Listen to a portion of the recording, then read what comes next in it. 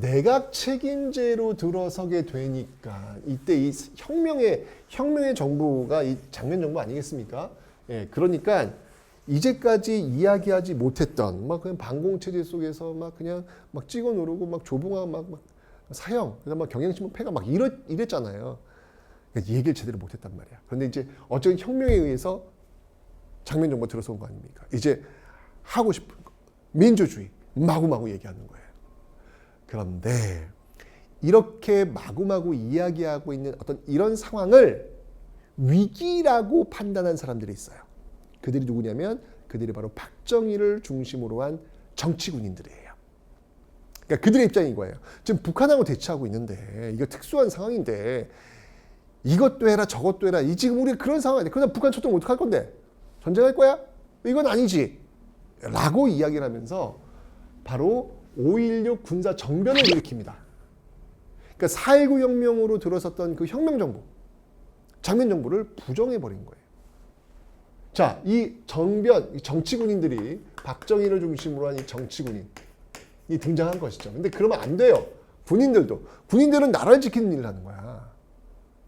이것도 어떻게 보면 국민들이 합의를 본 내용 아닙니까? 그 국민들이 합의를 본 내용을 자기들이 뭔데? 국가의 주권은 국민들이 있어요. 그 주권자 국민들이 결정을 한 내용이에요. 장면내각을 출범시켰단 말이야. 근데 자기들이 뭔데 그걸 뒤집어? 안 돼요. 그러면 안 돼요. 국가의 주권자는 국민이기 때문에 국민이 결정한 내용에 대해서 국민이 책임지는 겁니다. 그걸 왜 정치군들이 들어와가지고 그걸 뒤집냐고요. 왜냐면 이런 선례가 보이면 또 뒤에 이거 따라한다니까요. 군인들은 나라 지켜야지. 나라 지켜야지 왜 자꾸 정치 쪽으로 오냐고요. 이 모습들을 보이면 또 따라한다고요. 실제로 따라하죠. 분명히 박정희 그 소장이 그 자기 옷을 벗으면서 그런 얘기를 해요. 앞으로 나와 같은 이런 군인은 나오지 않았으면 좋겠다. 이런 비극적인 일이 없었으면 좋겠다. 라고 얘기하는데 그거 웃기는 거야. 자기가 선례를 보였으면 또 나온다니까요. 결국 나중에 또 누가 나와? 전두환 정치군이 또 나오는 거예요. 박정희 봤거든. 이게 반복되는 거예요. 어쨌건 이 정치군인이 등장을 하면서 5.16 군사정변을 통해 가지고 국가재건 최고회의를 만들게 됩니다. 이제 이 국가재건 최고에서 모든 걸 다 결정하겠다는 이야기죠. 그러니까 초법적인 기구를 만든 거예요. 근데 사실 군인들이 여러분들 당시로 보면 초엘리트이긴 해요. 당시 어떤 그 교육받을 수 있는 상황들이 많지 않았기 때문에 왜냐면 이제 미군이 있잖아요. 미군이라고 하는 어떤 그 선진적인 어떤 시스템 속에서 교육받은 사람들이기 때문에 군인들이 그 당시 어떻게 보면 최고 엘리트이긴 해요. 그러니까 그들의 입장 속에서는 정말 구국의 결단, 나라를 좀 더 좀 이렇게 일으켜 보겠다라고 하는 그 결단을 갖고 지금 이렇게 온 거지만 제가 얘기했지만 이건 약속은 아니라는 거예요. 룰을 깬 건 그건 어쩔 수가 없어요. 이건. 자, 이러면서 이 장면 정부를 지탱하고 있었던 모든 것들을 다 이제 부정합니다. 내각 책임제 양원제 이거 아니야. 이거 우리한테 안 맞아. 다시 대통령제. 그래서 다시 5차 개헌. 왜 4차 개헌 어디 있냐고요? 4차 개헌은 뭐냐면 장면 내각이 한 번 더 개헌을 해요. 근데 그 집권을 연장하기 위한 그 개헌이 아니고요. 3.15 부정선거 사범들 죄를 저질렀잖아요. 죄를 더 강하게 처벌하기 위해 소급입법. 그래서 그거는 개헌입니다. 그거는 패스하고요. 5차 개헌을 이제 단행하는 거예요. 그래서 이건 대통령 직선제 단원제로 가는 거예요. 이렇게. 대통령 직선. 왜냐면 대통령 이제 박정희 해야 되니까. 그죠? 자, 이러면서 이제 박정희 정부가 출범을 하게 되는 겁니다. 이 박정희 정부의 가장 큰 목표는 뭘까요? 어쨌건 지금 정치적으로 명분이 없어. 오히려 군사정부로 지금 정권을 잡았기 때문에 그 명분을 상쇄시킬 수 있는 건 뭘까?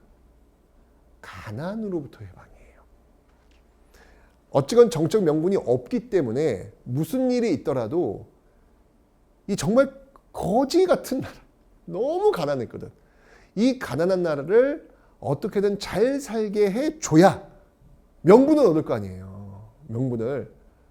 그래서 박정희 정부의 가장 중요한 목표는 경제발전입니다. 여기에 올인을 해요. 수단과 방법을 가리지 않아요. 그런데 무슨 경제발전 뭐가 있어? 돈이 있어야 되는데 돈이 없다니까. 너무 가난한, 완전 정말 너무 가난하다니까. 돈이 없어요. 그 돈을 어떻게 해결할까? 두 가지 방법을 씁니다. 일본과 수교하는 방법 플러스 베트남 파병. 이런 방법을 통해 가지고 돈을 갖고 오는 거예요. 사실 이 일본과의 수교가 지금 문제가 뭐였냐면 일본의 사과를 받지 않는다는 거예요. 식민지에 대한 사과를 받지 않았다는 거예요. 근데 박정희 정부는 사과 따윈 중요하지 않아. 중요한 건 돈이 필요했거든. 그런데 민족적 정서는 그거 아니잖아요. 일본이 지금 35년 동안 우리를 식민지로 만들었는데 사과 한마디 하지 않고 그들하고 다시 손잡는다고?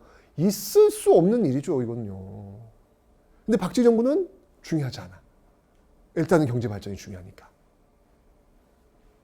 결국 일본의 사과 없이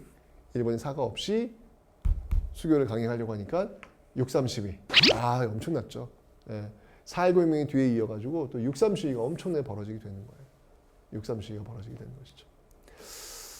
결국은 막 계엄령 떨어지고 막 위수령 떨어지고 난리도 아니었어요. 이때도요. 엄청난 시위였습니다. 엄청난 시위. 결국은 강행을 했고 한일 수교를 통해 가지고 무상으로 돈을 받아와서 그걸로 이 경제를 토대를 경제 발전에 대한 토대를 마련하게 되는 것이죠. 나중에 또 이제 베트남 파병까지 하고요. 자, 어쨌건 간에 그렇게 해서 대통령이 2번 당선됐어요. 그러니까 경제 발전에 대한 그 평가를 국민들이 해준 거예요. 그래서 박정희 정부 5.16 군사정변으로 뭐 정책 명분은 좀 없었지만 어쨌건 간에 정말 이 가난했던 나라를 끌어올리는데 도움을 주었다. 오케이. 박정희 정부, 오케이, 난 인정. 그 2번 됐어요. 2번이나 된 거야. 저는 이 정도면 성과를 인정받았다. 라는 생각이 들어요. 여기서 아마 박정희 정부가 이제 물러났으면 박정희 정부에 대한 평가는 지금보다 훨씬 더 좋아졌을 것 같아요.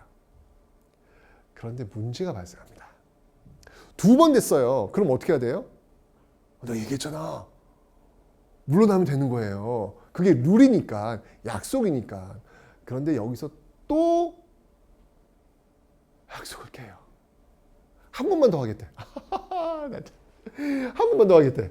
이게 이제 또 6차 개헌이 들어가는 거예요. 그러니까 우리나라 개헌사가 대부분 보면은 집권을 연장하기 위해서 여러분 헌법은요 이렇게 바뀌는 거 아니에요. 미국 같은 경우 우리보다 훨씬 더 민주주의 역사 길잖아요. 근데 미국은요 헌법을 바꾼 적이 없어요. 지금 내가 미국 헌법 보면 이상해. 거기 이상하잖아요. 국민들이 예를 들어서 500표 499표 나왔으면 500표 된 사람이 대통령이 돼야 되는데 거기는 안 그래. 거기는 무슨 뭐 한 주가 그냥 통째로 표를 막 가져가. 실제적으로 500표에 499인데도 불구하고 499표를 받은 사람이 대통령이 되기도 해요. 트럼프가 이제 그런 방식이잖아, 지금. 뭐 이상해. 근데 미국인들도 이거 이상하다고 봐요. 이거 헌법이 좀 이상하긴 한데. 그런데 그냥 가요. 헌법은 그런 거예요. 한 번 지켜진 그 큰 최상위의 그 헌법이라고 하는 거는 그렇게 쉽게 바꾸지 않는 거예요. 근데 우린 여러분들 시험 공부하기도 바쁘죠. 지금 9번이나 바꾼다 이제. 대부분이 집권 연장을 하기 위해서. 그래서 한 번만 더 하고 이제 안 할게요. 라고 삼성전자를 한 거야. 오케이. 어차피 경제 성장이 있으니까 박정희 정부 인정할게. 그래서 한 번 더 시켜줬어요. 오케이. 약속을 안 지켰지만 그래도 경제 성장에 대한 평가가 있으니까 지켜준 거예요. 오케이. 좋아. 그런데 이 박정희 정부가 이제는 아예 저 약속들 자체를 무시합니다. 다시 개헌을 해요. 7차 개헌. 이게 그 유명한 유신헌법이라는 거예요. 유신헌법.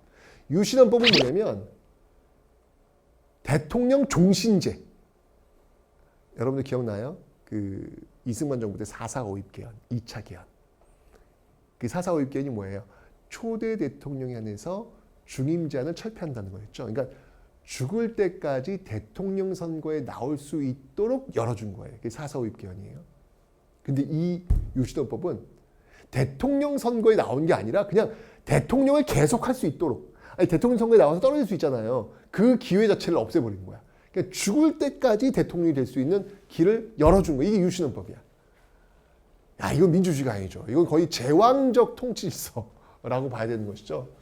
자, 이 7차 개헌 요거 하기 전에 분위기를 만들어요. 그게 뭐냐면 바로 7.4 남북 공동성명이라는 거야. 아니 이제까지 북한은 우리 적이었고 북괴였고 무찌르자 공산당 그들은 우리가 하나 될 수 없어. 그런데 갑자기 7.4 남북 공동성명이라는 거 발표가 돼요. 우리가 통일될 수 있대. 뭐야 이게? 거의 충격이었지. 그리고 10월 달에 그러니까 대통령을 중심으로 우리가 똘똘 뭉치고 있어야 된다. 대통령의 힘을 실어줘야 된다. 그래야 이 북한의 적화 통일을 막을 수 있다. 이런 논리로 가는 거예요. 그래서 나온 게 10월 유신이야. 대통령 간선제. 임기 6년. 임기 있잖아요, 선생님. 이거 종신제 아닌데요? 그렇지 않아요. 왜? 대통령을 어디서 뽑냐면 통일주체 국민회의에서 뽑아요. 이거 거의 박수부대야. 찬성 거의 100%. 그러니까 결국 이 6년이 의미가 없는 거예요. 6년 끝나고 나서 또 이제 체육관에서 이제 모여가지고 박수! 그럼 또 대통령. 죽어되게 대통령 될 수 있는 길을 열어놓은 거예요. 이게 바로 유신헌법이 되는 것이죠. 그리고 대통령에게 국회 해산권을 줍니다. 와우! 입법, 사법, 행정, 3권 불린 나라 아니야, 우리나라가? 그런데 대통령이 국회를 해산할 수 있어. 게다가 더 놀라운 건 국회의원의 3분의 1을 추천, 이게 말이 추천이지 임명이에요. 대통령이 국회의원을 뽑아. 3분의 1을, 국회의원을. 이거는 거의 이거는 내가 볼 때 조선 왕보다 더 힘이 센 어마어마한 이 권력을 대통령에 몰아줘 버린 거예요. 비상식적인 헌법이죠. 이건 민주주의를 파괴하는 헌법이에요. 여기에 반발해? 그럼 아예 헌법을 정지시키는 긴급조치권. 와, 셉니다. 이거를 만든 거예요. 이게 이제 7차 개헌이 되는 것이죠. 근데 여러분들 진짜 약속을 지키지 않으면 그 끝이 안 좋아요. 이게 내가 진짜 너무 안타까운 게 왜 이렇게 역사를 무시할까? 역사를 배우지 않을까라는 생각이 드는 거예요. 나 아니면 안 된다는 생각은 이거 굉장히 위험한 생각입니다. 민주주의는요, 한 개인에 의해서 움직이는 시스템은 아니에요. 여러 사람들의 어떤 집단 지성이 모여져 가지고 그들이 합의하고 토론하고 소통하는 과정 속에서 좀 고통스러운 부분은 있겠지만 조금씩 전진하는 게 민주주의거든요. 근데 너무 이거는 나 아니면 안 된다는 생각이야. 결국 이런 말도 안 되는 괴물 같은 헌법을 만들어 가지고 계속 집권을 하니까 문제가 발생할 수밖에 없죠. 79년도에 YH 무역사건이라는 게 벌어집니다. 이게 뭐냐면 가발 공장이에요. YH 무역회사가 가발 만드는 회사인데 여기서 갑자기 문을 닫아버린 거예요. 그러니까 거기서 일하고 있는 여성 노동자들이 우리 더 일할 수 있도록 해달라라고 시위를 하는 거죠. 근데 야당 당사에 들어가가지고 시위를 했어요. 근데 그 야당 당사에 공권력이 바로 들어가 버린 거예요. 그래서 그 여성 노동을 끌고 내리는데 그 과정 속에서 여성 노동자가 떨어져서 죽는 일까지 벌어져요. 이러자 그 야당은 이거 당시 김영삼 총재가 외신 기자들을 불러놓았고 도대체 미국은 뭐 하고 있냐, 유엔은 뭐 하고 있냐, 이런 독재자를 이게 왜 국제사회가 이거 인정을 하고 있느냐, 이거 말도 안 되지 않느냐라고 엄청나게 얘기해. 그러자 김영삼을 국회에서 제명을 시켜버려요. 야, 이거 그래도 야당 당수인데. 막 이런 일이 벌어지는 거예요. 자, 이러자 다시 또 학생들이 들고 일어납니다.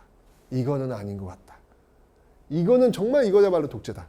라고 하면서 부산 마산에서 들고 일어납니다. 이게 바로 부마항쟁이 되는 거예요. 이 부마항쟁이 일어났을 때 당시 중앙정보부장이었던 김재규, 그리고 대통령의 측근이었던 차지철,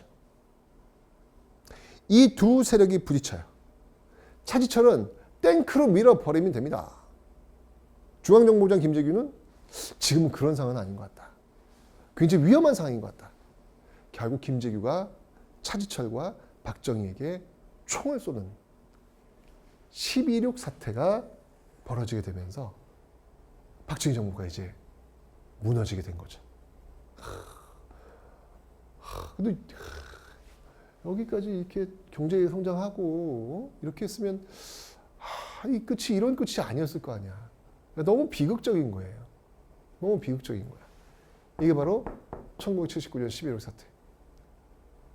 그런데 문제는 뭐냐면 이 과정 속에서 이렇게 무너졌으면 이제 민주화의 어떤 그 모습들이 나올 거라고 이제 예측을 했는데 여기에 다시 또 정치군이 등장하네. 이걸 우리는 신군부라 그래. 신군부. 누구야? 전두환, 노태우를 중심으로 한 신군부가 또 등장을 하는 거예요. 이게 바로 12.12 사태. 하극상이 벌어지면서 또 한 번의 정치 군인들이 등장하게 된 겁니다.